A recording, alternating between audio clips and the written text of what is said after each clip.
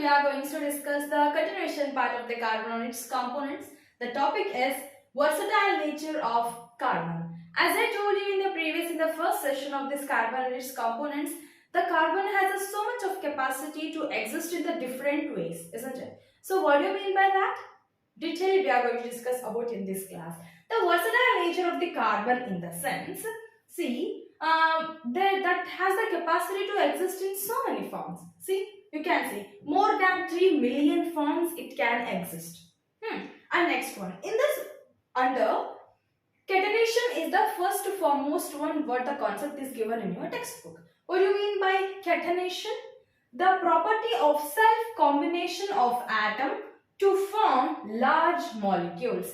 If the carbon has much capacity to make a bond with another one, it has to combine with the atoms, isn't it? So, how actually it is going to combine with the atoms? In a different manner. So, the property of self-combination, the carbon itself going to combine itself, the self-combination of atom to form large molecule.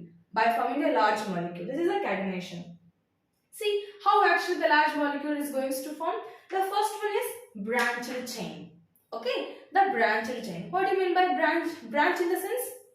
Good chant that one, the branched chain. See, you can see this. This is how the straight chain, what we are going to say. Here you can see there will be a small c here. Same like that.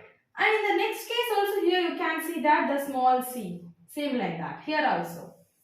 For this straight chain, there will be attachment of this some another chains that will be there. That one will be the branched chain. This is how it can be existed. And the next one is straight chain. The name itself saying the straight in the sense which will form in the straight form. See, straight form. 5 carbons I wrote. If you want to write, if they are mentioned as write 3, you can write the 3 here. And the next one is closed chain. Closed in the sense, what do you mean by closed?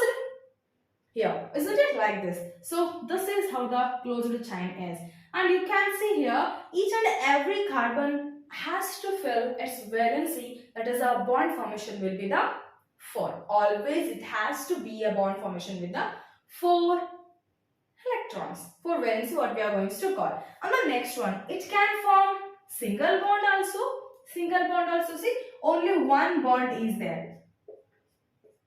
Between CC only one bond is there, that is a single bond, and it also can form the double bond. You can see the double bond, isn't it?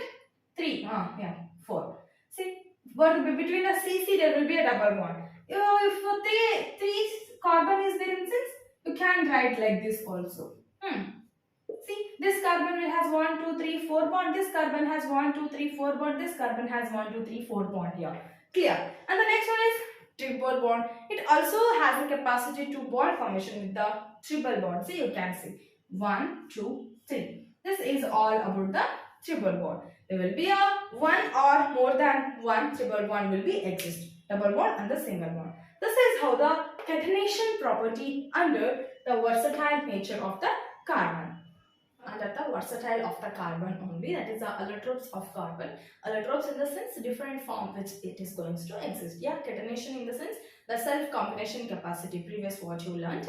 In the allotropes in the sense how it can exist in the different manner. You can say the definition. The definition says different physical forms having the physical state in which elements can exist.